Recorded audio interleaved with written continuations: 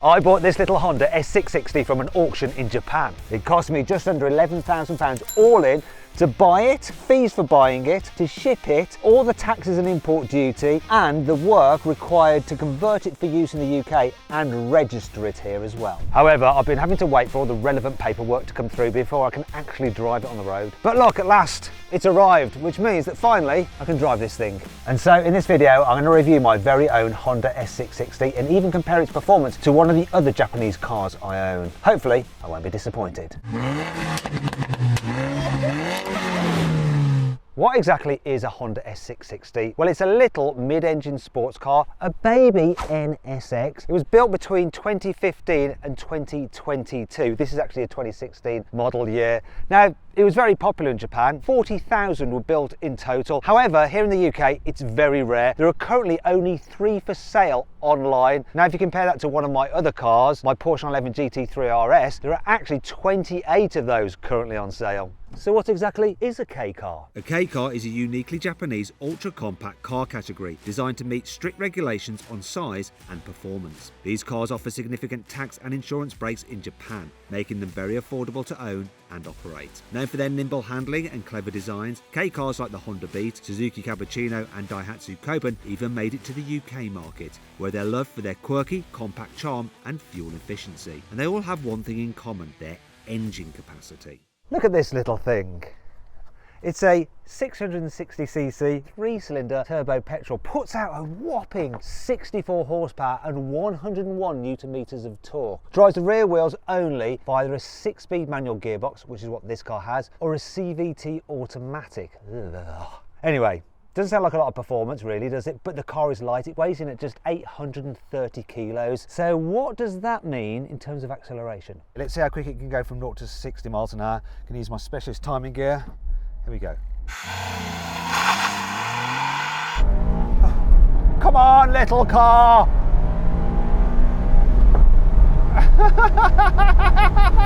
It's not quick! 11.24 seconds. Do you know what?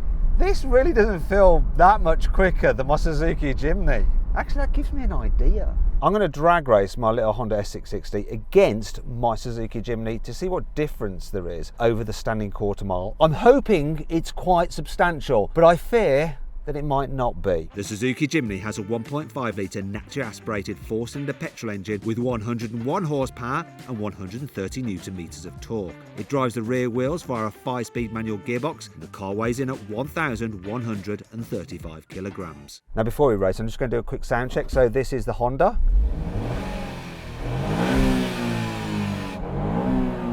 It's actually all right. Let's listen to the Jimney.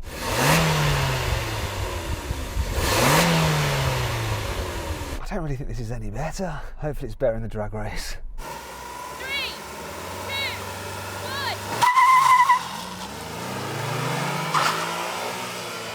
1. He's off the line before me. Come on, S660. There's literally no power at the top end. I'm easing past.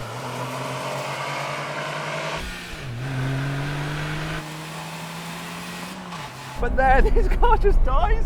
Come on! I'm winning, but not by loads. Oh. Victory, not the sweetest victory. The S660 did the standing quarter mile in 18.5 seconds, whereas the Suzuki Jimny took 19.4 seconds. So both are embarrassingly slow, but like with the Jimny, speed isn't what matters. A large part of the S660's appeal is actually its stinky cuteness. I think it's a really cool looking car. I like the front design, so narrow look. It's like one pace wide. It's also very, very low. You've got 15-inch alloy wheels at the front. These are diamond cut. Moving down the side, there's some fake venturi there. That doesn't really lead anywhere. You've also got a Targa top and contrasting roof bars there in black. You've got a vent there, which once again doesn't really lead anywhere. Then at the back, you've got a 16-inch alloy wheel. And actually, I'm going to do this, look. It is 1, 2, giant steps long round the back. You've got these sort of flying buttresses. Reminds me of the Porsche Spider RS. You've got this large light design here. It's all integrated with this light bar, and you've got a silly number plate down there. You get a single exhaust. Now, in 2020, they actually updated the design with some revised bumpers, front and rear, some new LED headlights, and some different alloy wheel designs. And really, other than that, it remained largely unchanged throughout its life. And I have to say, here in the UK, it absolutely stands out, and that's why I wanted one. However, one of the problems with this car being so rare in the UK is that if you want to buy a used one, you don't have much choice. That's why I actually imported mine from Japan. You have about 50 of them online on auction each day, and there's plenty of options in terms of manual or automatic and different trim levels. So I really recommend importing one like I did, and I used Autocom Japan. Now their fees are really good, so it was £400 to import this car. Shipping was only £700 on top of their fee, and they did all the hard work. They found the car, they bid on it, and they organised for it to be taken from the auction to the port so it could be shipped to the UK. It was so easy. So I highly recommend using Autocom Japan if you want to import a car to the UK or wherever else you may live. Now, if you want to do that, follow the link in the description of this video or the pinned comment to go straight to Autocom Japan. Alternatively, just click on the pop-out banner appearing in the top right-hand corner of the screen, or you can scan the QR code on screen now if you're watching on smart TV by using your mobile phone to go to their website. So, this is a rather special car, a small mid-engine sports car, so super rare here in the UK. But the question is, does it actually handle like a mid-engine sports car should? Well, do you know what? It really does. Now, even though the engine is rather light and it's so close to you that you're pretty much wearing it like a backpack, you do notice the effect of its position. When you bung this car into a corner, especially if you're doing it on the brakes, you can feel the momentum of that engine just helping the car rotate, and it just makes it feel agile and playful. This car proves that you don't need loads of power or to be going that quick to have fun. It delivers. Now, if you want, you can turn the stability control off and it'll probably go a bit sideways. Now, because it's got a short wheelbase, I'll be a little bit wary about that because it could quite easily just change ends on you. What's great about this car is just how small it is, so you can really play about with it on the public road. And you know, if you have tractors or buses or stuff coming down the other way down a narrow road, you don't feel worried because there's just so much room for you. Another thing about it is just the lightness. That really does just influence the way this car feels to drive. It makes it responsive, it makes it feel agile, and you've actually got quite a lot of grip because the tires aren't having to deal with a lot of mass.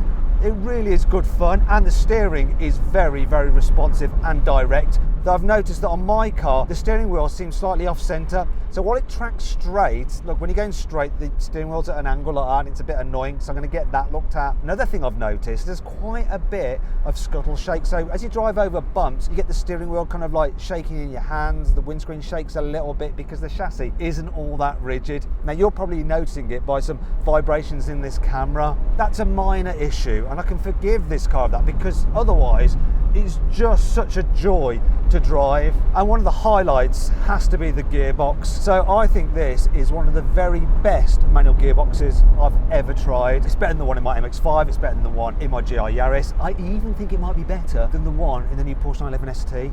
This little Honda. Also, what helps is the pedal positioning spot on for heel and toe, so I end up just heel and toeing even when I don't need to. So I'll be like, oh yeah, I think I do definitely need to brake here and change down, even though there's no need, but I'm just going to do it anyway because lols.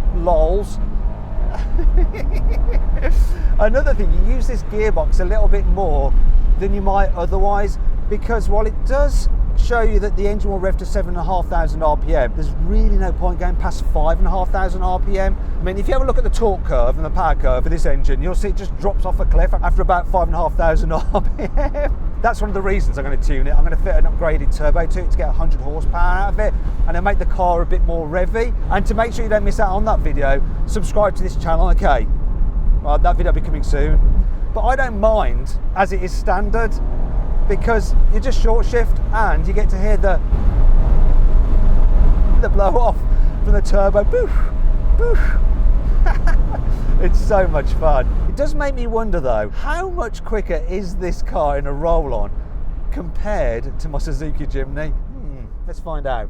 Now I'm going to test the in-gear pulling power of this car. I'm going to do a rolling race from 30 miles an hour in third gear over the half mile against the Jimny. See if there's much of a difference. Remember, I've got turbo torque. Let's get up to 30 mile an hour in third. 3, 2, 1, go. Oh look, that's the turbo effect there.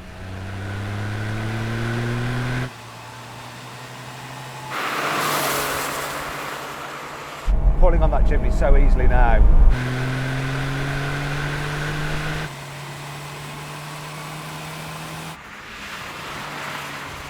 So far ahead.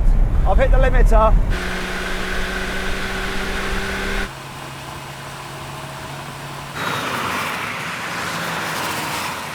I am much happier about that than the drag race. But am I happy with how this car feels to sit in when I'm not racing? The layout in here is pretty sporty. If you look at the swooping dash design, the way that you feel cocooned as the driver, this main center console here leading into this separation between you and your front passenger. And look, good old fashioned buttons for the climate control, which are nice and easy to use. Then up here you have this digital screen. I don't actually know how you operate all this, but it does have something interesting on it. Look, you've got your throttle position, you've got your brake pressure there, and that is a G meter. Though you don't see many G's being pulled by this car. Then you've got this driver's display here, so you've got a digital speedo, then you've got a analog rev counter around the outside of it, then some other gauges, and if you press this button here to go into sports mode, even though it just says select, you then have your dials turning red, you get a little gauge for the turbo boost to show you how much boost pressure you've got, plus it improves the throttle response, apparently. But not all is well here. You see, in certain places the quality feels a little bit cheap and scratchy. Not convinced by the fake carbon fibre here on the doors, nor here on the steering wheel. And then there's the fact that I have no idea what it says on the infotainment system, so you cycle through the different menus, but it's all in Japanese. And yes, I might have a USB input there and HDMI and Bluetooth, but I don't know how to actually configure the phone. And if I want to listen to the radio, well, unfortunately, the Japanese operate on a slightly different wavelength or waveband to ours, so I just get nothing but. Then there's the matter of storage. So it's rather sparse in this cabin. So there's a cup holder there, which, look, it's actually okay for one cup, but when you're driving, it's quite hard to reach it and you sometimes elbow it. There's a bit of storage there where you're gonna have to put your key. Also, while the glove box looks quite big from the outside, when you look inside it, there isn't actually that much space. Here's the manual, all in Japanese, so I'm gonna have to use Google Translate to figure out what the heck is going on. And this is very Japanese as well. Watch this. Normally, your indicators would be on this side, wouldn't they?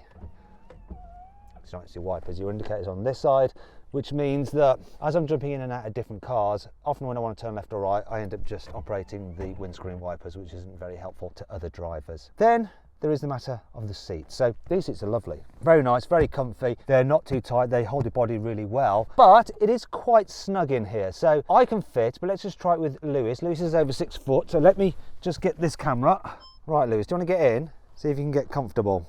You can slide the seat back and recline it. Does it go back far enough for you? Yeah, that's not too bad. So you can just about fit, but there is something taller people might find problematic. Now, one of the things about this being such a small car is that your head is above the windows and not that much lower than the windscreen. The wind's been buffeting the top of my hair like that, and I'm not particularly tall. Taller people are going to have their head above the windscreen and they're going to end up with a really bad hairdo. Now I'm going a bit slower, I can lower the windows. It doesn't matter so much, not so much buffeting when you're getting slowly. Now this does illustrate another benefit of this car's dinky dimensions. When you're just negotiating driving around town, it really does just help being in a smaller car. I think cars have just got too big. Also, the cutesy look of it gives you plenty of leeway with other drivers. They don't find you threatening. They quite like the car, and so they're more likely to let you out. It's easy to find a parking space as well. I'm going to go in a space that isn't a space. Look, plenty of room. And still loads of space for me to open the door. No, I'm not going to park it because you're not supposed to, but I'm just illustrating the point. And while it is a sports car, the suspension never feels overly firm. It's just taut, just right. It doesn't bounce you about when you're driving over potholes and stuff like that. And the visibility is so good because it's so small. Now let's just check out how manoeuvrable it is. I don't know what the turning circle is on this car, but we'll just test it. Here we go. I'd say it's pretty damn tight. Then there's the brakes. You see, because they're not having to slow a heavy vehicle, they just feel right and responsive, not grabby and just, smooth. I'll tell you one thing, this car just teaches you what a negative effect weight has on a vehicle. But while the brakes feel good, are they actually any good? Let's find out. Now let's do a brake test against the Jimny. So we're going to get up to 60 miles an hour, and then when we reach the line, full emergency stop, see which car stops in the shortest distance. This should absolutely batter the Jimny. It is lighter and it's lower and its brakes just feel sportier. So there's 60. Okay, here we go.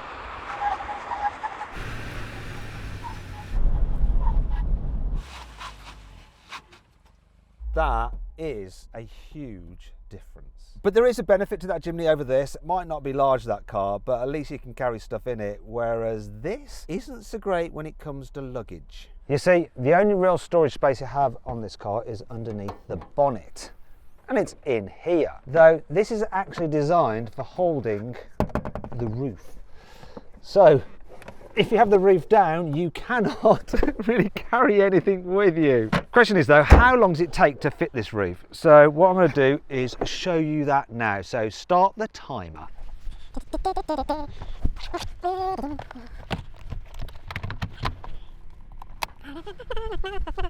Don't know why I'm doing music. Okay, just pull this over here like this. Find the slot, go in here. And then the last thing to do, I'll just whiz round and you'll see this, you just have to latch this little thing to hold it in place. So now let's find out what this car is like to drive with the roof up. It does feel quite claustrophobic in here. I've only got about that much headroom. People over 6 foot are going to be touching their head on the hood. Also, this bar here, this roof bar, is rather close to the side of your head. And when you've got the roof up, you do notice the road noise quite a bit. It sort of reverberates around the cabin, and that's more annoying than the buffeting sound of the wind when you've got the roof off, because, you know, you can forgive it that, don't you? Because you've got the sun in your face and the wind in your hair. What's not so bad though is because you've got 6 gears, cruising along at 50 and putting just over 2,000 RPM, whereas my Jimny only has 5 gears, and so its engine just feels strained whenever you go over 40 miles an hour. As for the economy, well, it's better than the Jimny, so it's averaging 8.5 miles per litre, which works out to about 40 mpg. Now, to be fair, I have been driving this car quite hard, so I reckon on a cruise it'll do about 50 miles to the gallon. Now, one of the things that you can do when you're driving along with the roof up, if you still want to enjoy the noise of the engine and the pew of the turbo, you can press a button to lower the rear window, and then you can hear that noise. That's so much fun.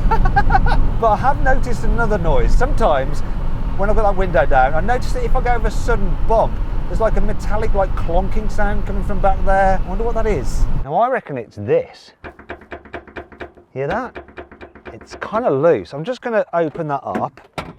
So I wondered if it's because, if you look on this side, you've got this here, you look on that side, you haven't. But then when I looked at videos of other S660s, they all appear to be the same. And then I thought it might be this. Look, the paint has come off that, hasn't it? So I think it might be rattling about. So my solution, add a little bit of tape to that to make it a bit wider. Bear with me.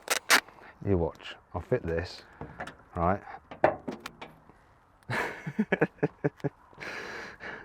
I probably won't be able to get it open again. Work that around there.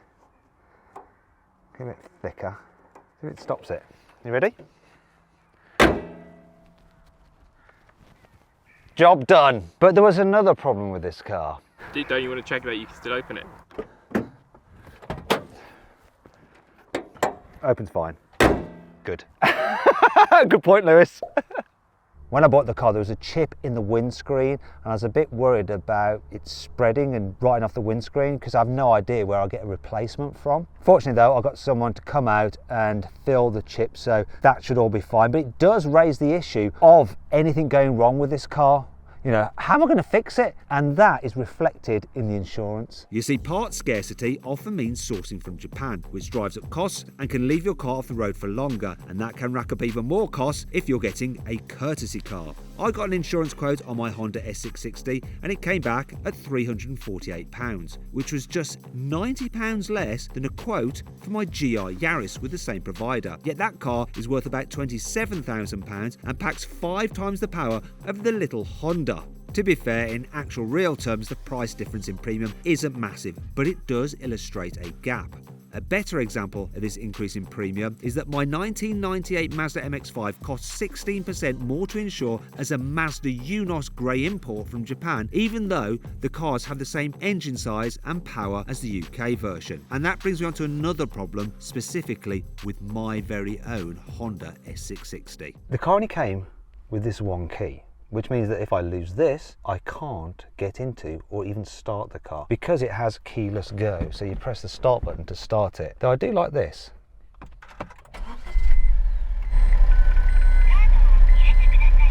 Did you hear that little Japanese voice? I think it's something to do with this. There seems to be some kind of like, I don't know whether that's for the toll systems they have in Japan. I would normally remove that, but it adds a bit of character to this car. And this car really is all about character. And that brings me on to my final verdict. I really love my little Honda S660. I've wanted one for ages, so I'm glad I've finally got around to getting one. And importing it was super easy. So huge thanks to Autocom Japan. Do you know what? I actually think this could well be the coolest car out of all the cars I own. Do you agree with me? Let me know your thoughts in the comments. Anyway, I hope you enjoyed the video. If you did, give it a like. If you want to watch some other videos, such as how I actually imported this car, click on the video windows. And if you'd like to see what happens to it next when I tune it, make sure you subscribe to this channel. Thanks for watching, and I'll see you next time.